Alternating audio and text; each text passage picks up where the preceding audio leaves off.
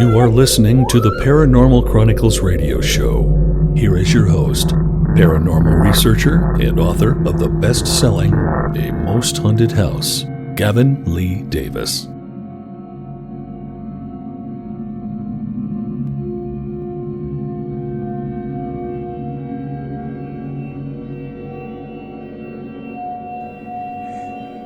Hello there and welcome to another episode of TPCN, the Paranormal Chronicles Network.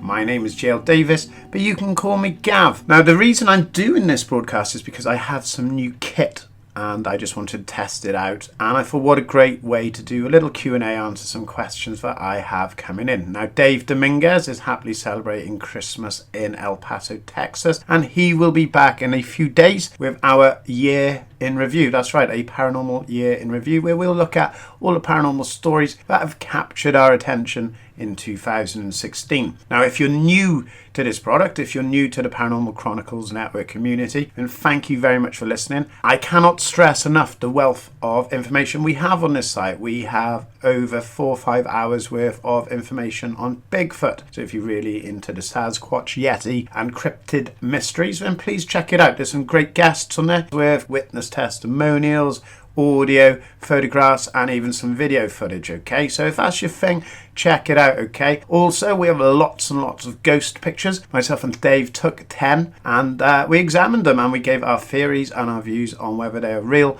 fake, fiction or fact. Also, myself and Ashley Shannon, we've put together a little show called Hell Flicks, and that looks at cult movies, and so far we've looked at Bigfoot and werewolves. That's enough about what we do here. It's like, what am I going to do tonight? Okay, right, I'm a very busy guy. As some of you know, and I get messages through our Facebook page, our Twitter page, and through email with general questions, and I don't always have a chance to answer them. And I thought, what a great opportunity to answer them. So most of them are to do with my book, A Most Haunted House. That was released in October 2013. To be honest, most of you have read it anyway. And if you haven't read it by now, you're probably not going to read it at all, okay? So you're not going to miss out on anything. You're not going to have any spoilers. A Most Haunted House was self-published by myself in October 2013. If anyone knows me really well, I'm profoundly dyslexic. And I just wrote it because it was an experience I thought would interest my friends. And I didn't realise it would go on to sell over 50,000 copies, and is currently in production to be used in a TV show, and a screenplay's been developed on it. And it's just one of those humbling things in life where you don't really expect anything to come from it, and when it does, it's very gratifying. If you haven't read it, you can borrow it for free on Kindle if you're on Kindle Prime. You can get it through Amazon, or if not, just have a listen to the audio archives on theparanormalchronicles.com. Go through all the radio shows that I've done on Coast to Coast with Kevin and Jennifer Malik, with Kat Hobson. Just listen to them, and you'll get a good flavour of what the book's about anyway. And if you've got any questions on the book, then get in touch, and maybe I'll do one of these again in a couple of months. Also, I have a few questions. Yeah, you guessed it. Yeah, I've got a few questions about Ghost, Sex, The Violation, which is my follow-up novel. The controversial book, as it was called. The one where I got the death threats. Don't worry, it's going to be a PG show, guys. Me and Dave and a few guests are going to do a round table on the book, Ghost, Sex, The Violation, sometime in early 2017. But that will be one where you'll want to put the kids to bed. Trust me on that one, okay? One thing I would like to just plug and say thank you to is one of the videos we did was a top 13 creepy ghost stories. We did it in time for Halloween. It was phenomenal. We had Nikki Davis from the Devon Ghost Adventures on there, Claire Elliott of the Claire Witch Files, Kat Hobson, my dear friend from Paranormal Experience, Jennifer and Kevin Malik from the Northern Wisconsin Paranormal Society, Melanie Farley from Requiem Paranormal, Joe Banks at the Investigators Hub, Elaine Sugden Kelly of the Spectre Detector. She's got some great videos, guys. You've got to check those out. Steph and Janice Murdoch Richards from Lanarkshire Paranormal, Dale Boswell, my country and western Bigfoot chasing friend, LV Swain, the author of A Brighton Tale, Ash Shannon of They Made Me Do It movie blog and co-host of TPCN's very own cult movie podcast, Hell Flicks, along with a story each from me and my good dear friend, the Event Horizon host, Dave Dominguez. So if you haven't checked that out, just go and listen. It's a really good hour and a bit of 13 different ghost stories that people believe to be true. And if you're an investigator, you can dissect the information. If you're a believer and enthusiast, it's just some really chilling stories, and they're really well told as well. So go to bed, put on your headphones, turn on your radio, however you listen to it, just lie in bed, stormy night, trees tapping against the window, the wind howling, and enjoy them. Okay, so anywho, on to my first question. Okay, so bear with me guys, I'm in my rocking chair, I've got my coffee, got my glasses on, but remember I'm dyslexic, okay? So it might take me a while to read this. Dear Gavin, why did you not admit the house from a most haunted house was yours till August 2015? And that was Ben Token via Facebook. You can contact us on Facebook at The Paranormal Chronicles. You'll know the page, it's got our wolf and moon motif, it's got about 30,000 followers, really popular page, okay? Right, Ben, I wrote A Most Haunted House in 2013, but the experiences had happened about 10 years previous to that. I had been very much an investigator until about 2000, and I had work commitments. I had a girlfriend who wasn't into it, and I kind of like drifted away from the subject. I still had, some interest. I watched Most Haunted, which I thought was a great show. I read a few books, but as a whole, I'd kind of moved on from it. So I bought the house. If you've read the book, you'll know I bought the house of my then partner, who's called Sarah in the book, and the events unfolded. I wrote the book in 2013, and there was two main reasons why I didn't say it was my house and why I called myself John in the book. Number one was the legalities of it. Even though it's my story, it's not my story alone, it's a shared story, and I didn't want there to be a lot of fall back and come back on the other parties involved at the house in the hauntings. The second reason was I just thought it looked really suspicious if an investigator suddenly said he had a haunted house. And that was one of the reasons. I wish I'd just come out and just said straight away it was my house and this is what happened to me.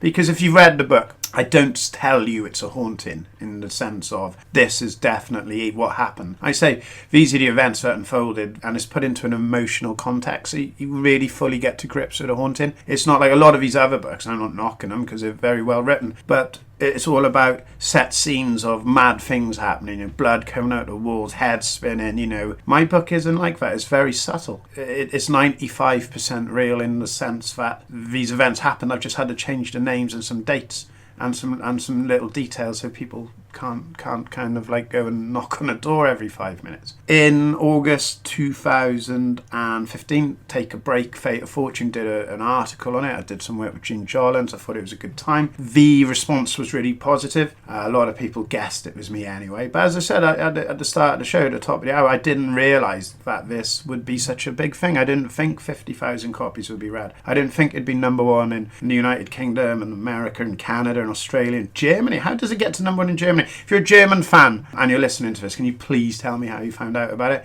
It got to number 7 in India. Like how? I don't know how it happened. It just took on a life of its own. And as a result, the Paranormal Chronicles grew from that. So the two reasons are, the first is to protect the identities of the other people involved, and the second was because I just didn't think it was the time. If any of you know my personal story, I was an alcoholic. I had a lot of issues, and I've been sober 4 years. I've worked really hard. I'm really happy with the place I'm in. I've never been so happy. I've lived more in the last 4 years than I did in the 36 previous, and the book is a huge part of that. And I became a cobbler, became a hairdresser. I'm a manager of a call centre. I got loads of different ideas for businesses. So it's just one of those things. I just wasn't ready at the time. Now I'm confident to talk about it. So I hope that answers your question, Ben. Next question. Where is the house? This is from Amy Davies in Pembrokeshire, Haverfordwest. Amy, until I buy the house back, which may or may not happen, I doubt it, the house has to remain anonymous. Think about it. There's people living there, and you don't want everyone just knocking on the door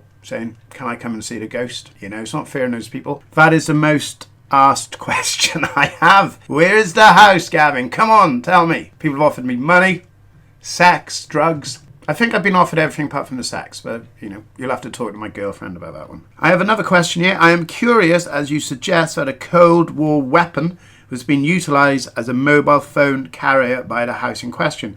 Could you give me more details on this? And this is the Sarge via Twitter. If you want to contact me on Twitter, I am at Paranormal Chron. Yeah, really interesting subject. I was just talking to some TV people about this, Sarge, and at the time of the haunting, or alleged haunting, because we can go into that in a bit, they were trying out a new mobile technology.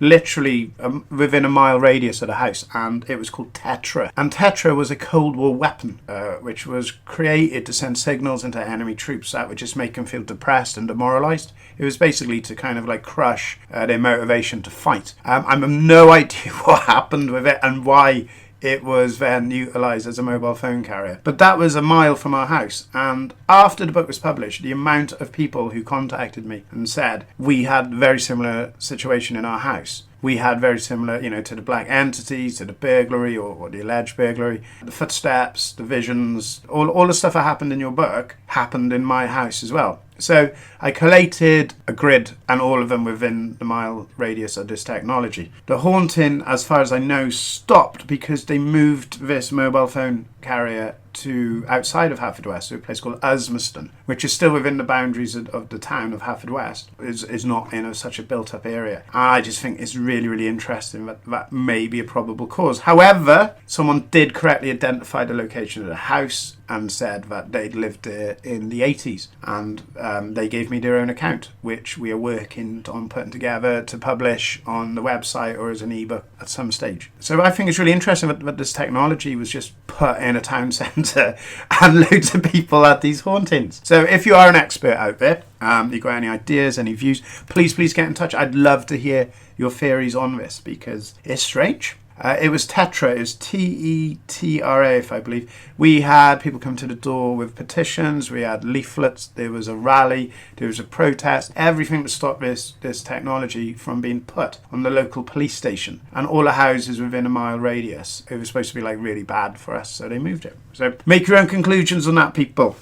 So next question, did Uri Geller really review your book? And that's from Tom Evans, also from Pembrokeshire. If you are listening from Pembrokeshire, I love Pembrokeshire. I know I'm living in Carmarthenshire at the moment, but that's for work. But Pembrokeshire is where I love. That's where my heart is, okay? Yeah, Uri Geller reviewed my book. I can't remember it word for word because I haven't got it on yet, but he said he enjoyed it. He believed it was a real haunting and that it should be made into a movie, which would be great, and is currently... There is a screenplay being written for A Most Haunted House. If I'm honest, as any of you know me, I am a very honest soul. I don't know if A Most Haunted House would work as a movie, okay? I'm very honest about this for the simple reason, if you think about all the movies that are out there, like, Insidious, The Conjuring, and all the other horror fear out there, I just can't see my book translating into a film. There's no massive set pieces. It's all very emotional. It's very much the perception or the perceived perception and the psychological damage from the haunting. I've always said, is the haunting manifested by the depression and the breakup and the alcoholism and the seasonal disorder and all of that stuff, or does the haunting cause that stuff? And that's what I say. It's difficult to really translate. I lived through it and I can't make sense of it to this day. And I'm very open about the book because if anyone out there wants to prove me wrong, then please do, because it'll just help put to bed something that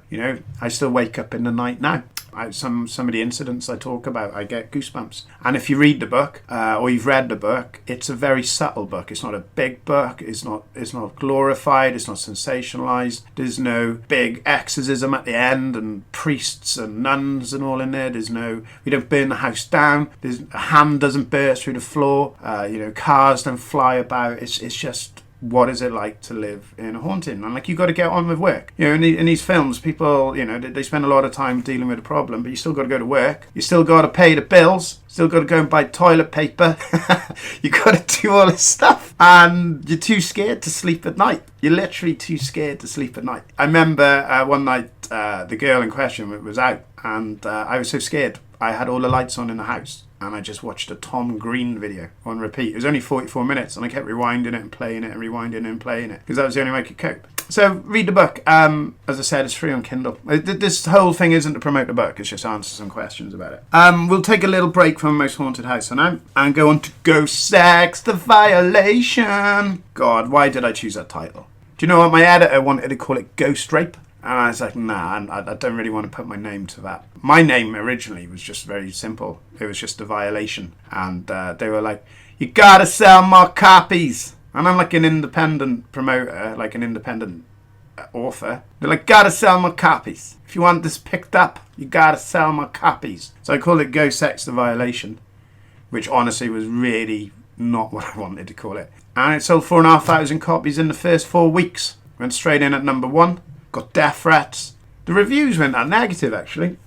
every time somebody put like a 1-star review and said this is disgusting, I'd sell like about 200 copies that day. So if you were disgusted by a book you read called Ghost Sex, The Violation, and took the time to give it a negative review, and thank you very much, because you actually boosted my sales and got more people involved. So one of the questions I have from Mary Haskell via email, she's apparently from New Jersey, is the ghost sex real? If so, how did you find a woman, and why has she not come forward? Okay, as I said earlier, I have a very busy lifestyle, okay? If I could do this full time, I would. I love it. I really love the interaction between all these amazing people I meet from all over the world. The stories, the theories, everything. I really love it, okay? But unfortunately, bills got to be paid. So about 5 or 6 weeks of every year, I'll just devote myself to a project, okay? So the first one was putting together the incidents of the most haunted house. From there, my next project was actually going to be on imaginary friends, okay? If you've listened to any podcasts before, I've had an incident with an imaginary friend when I was about 4. Turned out, guess what? It was a ghost. According to my parents, my imaginary friend actually materialised in front of him while they were playing cards in a mill in Bybury in about 1979 when I was 4. And I'd love to know what I was talking to this guy about, because we were buddies. You know, he used to smoke a pipe, he had a top hat, he had a waistcoat. Turns out he's some old gambler who lost the mill and he didn't want to let go. And me and him were buddies. I haven't got any traumatic feelings about it. I haven't got any, not traumatised by the incident. It was cool, Where is he now? If he's a gambler, maybe he could help me.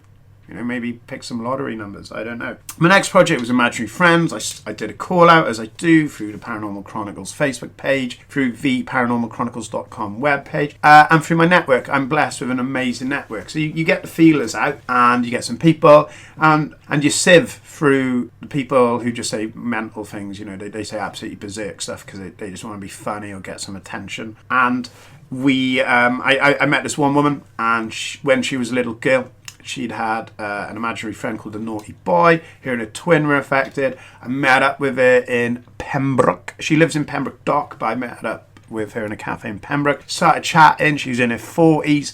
She didn't give me any of the telltale signs of deceit or that this was a fiction. She seemed to believe in whatever happened. We were talking about it over coffee, her incident when she was a child, and I just said any other things. She went quiet, and we arranged another meeting, and she told me the ghost sex story. And I spent 5 weeks interviewing her. And for all intents and purposes, this woman was a normal woman. She worked hard. She had, she's on a minimum wage job. She had a nice house. She smoked cigarettes and she drank coffee, and she went out with her friends on the weekend. She had a grown-up son. She was dubious at first. It took a long time to get the information out. I told her to tell it in her own words. Some of the criticism I've had about the book is that it's graphic, but they're her words. I said, just tell it. This woman's a wonderful woman. She didn't have, she was out of school at 16 having a baby. She didn't have the benefits of further education or university or high school or anything like that. At 15 she's pregnant, 16 she's got a baby. And this is how she told the story. In her own words. I didn't gloss over it. I didn't correct her. I didn't put it through thesaurus.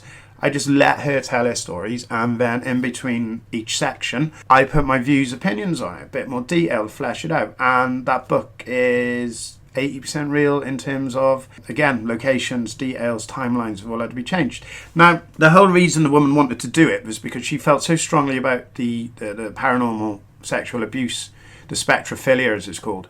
She felt so powerful about it and so traumatized that she wanted to start a self-help group. And she said that if anyone came forward to me, that I would literally just ask permission to give them her details. And her plan was to open like a monthly session in Swansea or Cardiff in Wales, and see if there's other people in the UK want to get in touch with it. So that was cool. We changed the identity.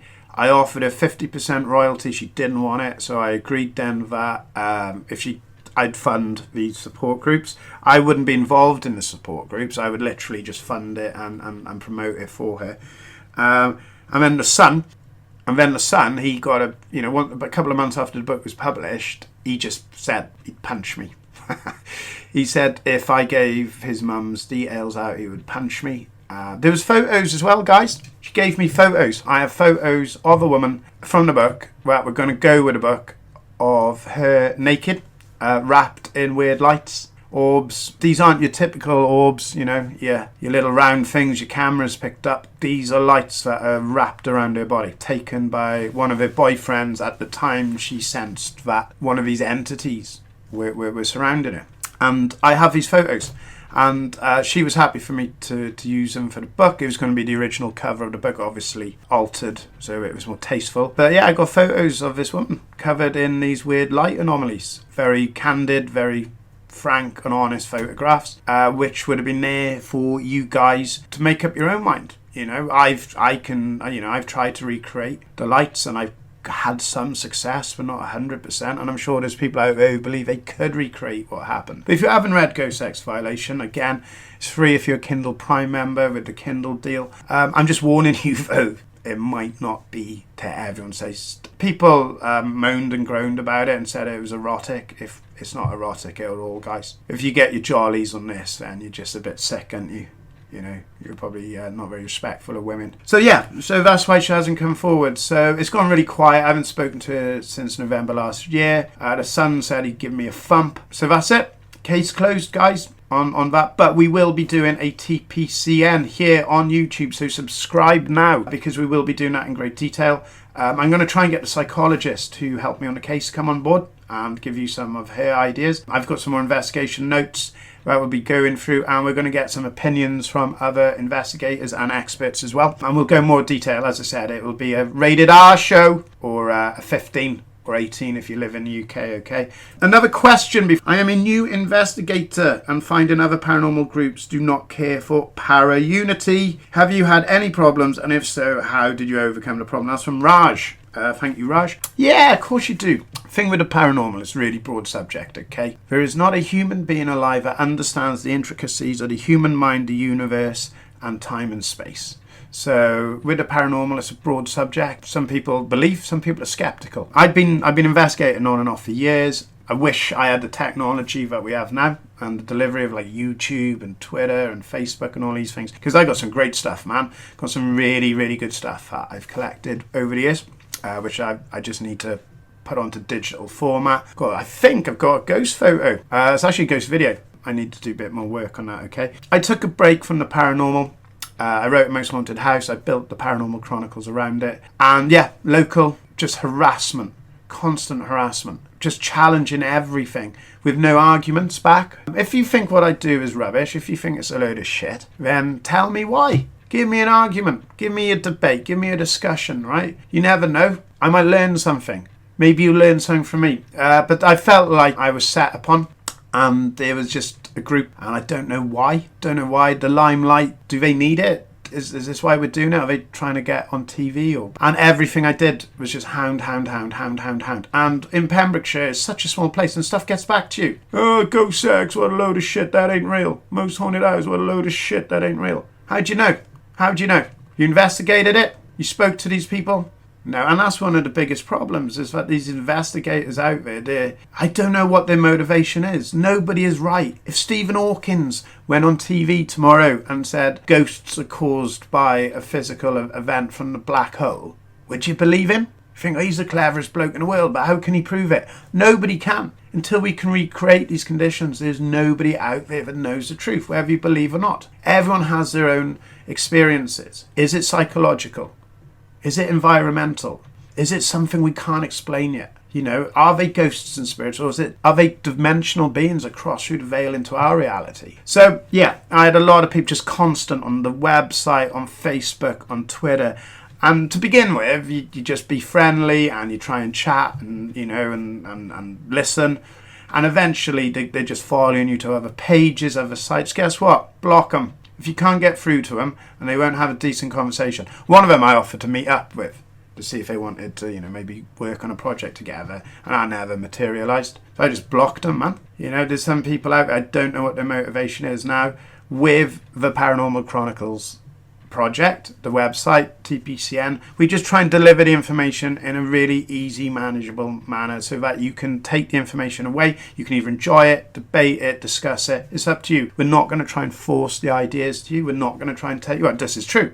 This is 1,000,000% true. And if you don't like it, you're an idiot. Because we don't do that. Nobody knows. But on the flip side, there are many, many great paranormal groups out there. I mentioned a load of them earlier. I've got a great network of friends. The Kat Hobsons, the Kevin and Jennifer Malicks, the Dave Dominguez's, the Joe Banks, all these amazing people out there. Lanarkshire Paranormal, Spectre Detectors. And guess what we do? Nikki Davis as well, from Devon Ghost Adventures. Guess what we do, guys?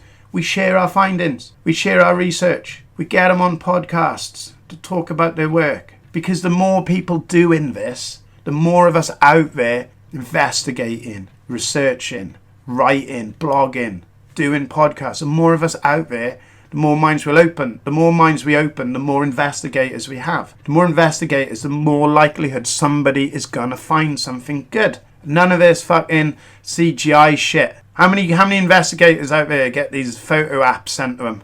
I took this picture of my kids and then in the background there was a Victorian kid. And you look and it's just an app. Just an app. Or you get sent a video and it's like, I took this picture in my garden at 3 a.m. and there's a weird thing and it's just one of his mates running around in a sheet. It's hard, guys, to be an investigator. So let's not make it any harder by working against each other. Let's work together. If you don't like someone, guys, don't go out your way. Unless they're doing something mental berserk. If they're harming someone, well, fair enough. But if they're just investigating, just leave them to it, man. Everyone's got their own method. I'm 41 now. I don't go on as many investigations as I used to. Got a broken ankle. Just had a testicular cancer scare. I got a vein wrapped around my head that keeps making me collapse. So I stay in. Safer. Can't be wandering around in the dark. Could end up falling down a well. I broke both my left foot and dislocated my right toes last year when I was investigating an abandoned mine, and I fell down a drain and broke my feet and didn't realise for about 2 days, and that hurt like hell. I had another question that ties in with Raj's question. And I hope I answered that, Raj. Basically, just ignore them. And if they just become a hindrance, just block them. And if they turn up one of your investigations, it might turn out to be like Anchorman. You just got all these ghost groups fighting in the dark, being recorded on thermal images. But yeah, most of these people that, unless you're doing something really berserk, like really horrible, it's just a bit of jealousy, I think. A bit of competition in the neighbourhood. That's all it is. Don't worry about it. I used to get really stressed about it, Raj. And now I think it's funny. I remember one of them, there's a great Facebook page out there called The Haunted. They're really good. They share my posts, they share my articles. They're really, really good people. Check it out. It's a group called The Haunted. Say that G L Davies, Gavin Lee Davis from the Paranormal Chronicles sent you their way, okay? I put on a post. It was just it was clickbait just to get people chatting, like, have you ever had a ghost experience, blah blah blah, that kind of stuff, get people talking. I love recording people's testimonials. I love hearing people's views, and lo and behold, one of these local investigators all over it. This shouldn't be on here, blah blah blah. And guess what they did? They banned it from the page. I didn't do a thing. I just let it carry on. It's just mental. I had another question then. Oh yes, it was following with Raj's, and I can't remember who sent it in to me, but it's basically, why don't I have my own group anymore? And the simple reason is it's really hard to have another group, because as an investigator, as a researcher, you have your own expectations. I work with some people, no respect to them, they just weren't what I needed. They were jumping at their own shadow, they were making stuff up. Some of the videos they did was really horrendous. It was embarrassing. They did absolutely no research. I'd force feed them history and information and they'd just ignore it. I'd rather work on my own, guys. But the great thing is, Raj, and this goes back to Raj, if you get a really good network together, you can share all that information anyway. So I work with a really good photographer. I have a really good network all around the world, from Australia to India, the Philippines, Malta, all across America, Canada, Norway, and all over the UK. And we are this research, and we share our stuff. I did an investigation at Narberth Museum in the summer, uploaded that information, sent it to a few people, they scrutinised it, and then that's how we work. So there's these groups, I don't know what's up with them. I'm starting to rant now. They gotta be like, all right, you're gonna be the treasurer, I'm gonna be team leader. It's like they're in the army. It's like they turned ghost hunting into some kind of committee, and there was one group locally and they charged for an event and just ran off with the money. And I've never charged for an event. Never. I make a good living. If I could get into a castle and that castle cost me, say, £250, and if I could invite 10 enthusiasts along, I'd pay it. Because the pleasure is A, the location, B, doing something really cool you can investigate, and C, is sharing that experience with like-minded people. I love skeptics. People say to me, are you skeptical? Do you believe? You're kind of on the fence. I am on the fence because I don't know. Part of me would love for it to be real. But then part of me is like, is it psychological? Is it all in my head? Everywhere now we have CCTV cameras. We have cameras on cars. Everyone's got, my phone now has got a better camera on it than the £500 camera I bought 3 years ago. And I can put this in my pocket. I went to a wrestling event the other day, and I was like about five rows back, zoomed in, taking videos, taking pictures, stunning pictures on my phone. How many phones are out there? Millions? There's 8 billion people on the planet, and I imagine at least half of them have got a phone. So where is the evidence? Maybe these things don't come up on camera. Maybe that kind of technology isn't the definitive way of capturing them. So there we go. So yeah. Wow, Gav. You went off a bit there. So yeah, Raj, don't worry about it, pal. Honestly, do not worry about it. Keep at it. Get in touch with me. And if you need any help, support, or advice, I will do what I can. I'm not the Stephen Hawking of the paranormal world. I do wear glasses, though. I could be the walking, talking Stephen Hawking, but I don't come close to him. And just be honest. Why are you doing? Why are you becoming an investigator? What is it that you want to do? Plan it out. Work to it. Make sure your methodology is good. How are you going to investigate this? What means and methods? More importantly, how are you going to scrutinise the data you collect? Are you just out there wandering around in the dark with a night vision camera? Or are you sifting through the information frame by frame? Are you looking into the history? Are you interviewing the people involved? Are you looking at all the effects that could be explaining why there's a haunting? The wildlife, the fauna. I love this theory about this mould. You got this mould in old buildings. And when you breathe it in, you hallucinate. There's toxic mold syndrome. Think about it, guys. It doesn't explain new hauntings or, in new builds. Could be, guys. You're running around at night in the dark. You're tired. You're wired on energy drinks. You've been looking through the viewfinder of a night vision camera all night. Power of suggestions running wild. You're seeing shadows everywhere. You're seeing ghosts everywhere. Every noise is a ghost. Every noise is a spirit. The real work comes afterwards and before. And that's why I don't want to work with other people, because they make it up. I'm really sorry, but they've made stuff up. I was on investigations and they were claiming they had EVPs when it was them. One of the videos was so embarrassing. Oh my God, it was awful. And it's just bait, isn't it? They're just trying to get noticed so that they can be the new Ghost Adventures or the new Most Haunted. And the thing is, those guys do a really good job of what they do, whether you love them or not. I love Most Haunted. I had to actually stop. Very quick Most Haunted story here. I do share my stuff on the Most Haunted page, and sometimes they're very kind to publish it for me. At the time of the Most Haunted house, it got so scary, I had to stop watching the Most Haunted. It was so scary in the house. The last thing I wanted to do was sit there and watch Most Haunted. It's too scary.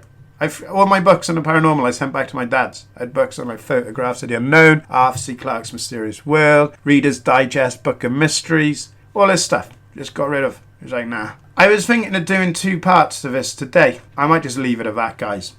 I've bored you long enough. But if you do like the paranormal and you are listening to the show for the first time, just go and listen to the archive. It's not all like this, guys. This is just me testing my stuff out, answering a couple of questions, okay? So honestly, there's some great stuff. Subscribe. I want us to become bell buddies. You heard me? Bell buddies! There's a little bell on YouTube. Press that bell now, okay? Let's become bell buddies, okay? Because when we do a new show, like a really good show, not like the one I've just done now, where we've got like loads of guests and we've got photographs and videos, you won't miss it, because YouTube's changed a bit. It used to be press subscribe and that was enough. It's not enough anymore. You gotta be a bell buddy. So be a bell buddy with TPCN, the Paranormal Chronicles Network.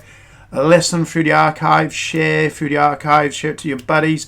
Go on the Paranormal Chronicles Facebook page. There's loads of stuff on there. I always put the new articles, new posts, anything, any offers to do with the books, the new videos. I put it all up there. We've got a fantastic community of over 28,000 people from all around the world, okay? And it's quite a lively community as well. They like getting involved, they like sharing. I haven't done much on it in the last week or so because of work, but I'm going to blast it now over the festive season. Get on there. Twitter. I have a Twitter account. It's at Paranormal Chron. Just tweet message, send me your stuff again, all the articles and all go on there. To be honest, I don't really get Twitter. It just seems to be a place of banter. People banter back and forth. But like, you know, if any of you want to educate me out there, that's great. We've got about 3,000 followers, I think. I don't know how, but we've got 3,000 followers on it. The Facebook page we work really hard on. That's how we mainly promote ourselves. If you want to email me, it's paranormalchronicles@aim as in AIM, or you can do as AOL.com. That's up to you, okay?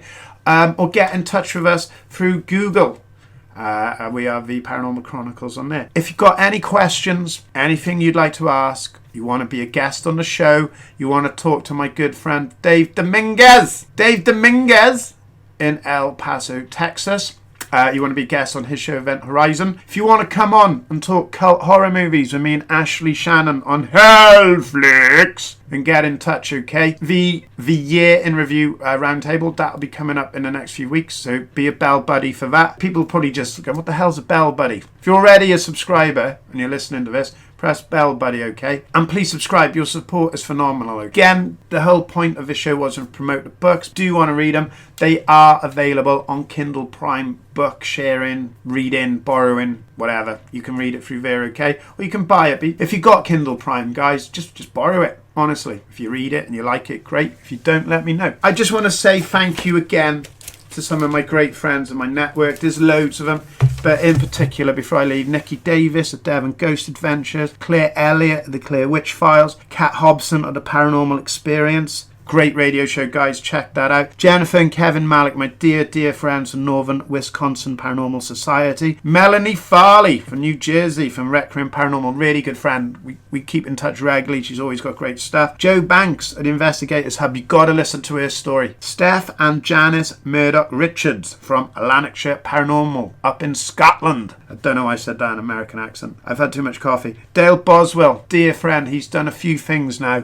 Go and listen. Go and listen to his stuff on Bigfoot. He is awesome. He's got the most amazing voice ever. And he even recorded a Bigfoot song for us. So thank you, Dale. LV Swain, author of A Brighton Tale. Go read that. Ash Shannon, They Made Me Do It movie blog and co-host of TPCN's very own cult movie podcast, Hellflix. We let our hair down a bit there, guys. We have a chat about horror movies. Be a bell buddy for that, okay? And of course, my dear friend Dave Dominguez in El Paso, Texas, and host of the Event Horizon radio show. Go and check him out, man. Go and check his stuff out. He's awesome. He's such a dear friend of mine. If you want to get into Dave's head, just start talking about Battlestar Galactica. Honestly. He'll take a day off work to talk about it with you, okay? I think after Paranormal, Battlestar Galactica is his thing, okay? So if you're listening to this at Christmas, Merry Christmas, Happy New Year. If you're listening to this in the future, maybe I'm dead now. Maybe this voice is a ghost from the past. So thank you very much for listening. If you've got any questions, get in touch. Thank you for supporting the Paranormal Chronicles Network. I can't thank you enough. Keep believing. Keep studying, keep researching, keep the network together, guys. Keep the para unity, Raj. And guys, keep safe out there, okay? Sleep well. You have been listening to the Paranormal Chronicles Network. Do sleep well.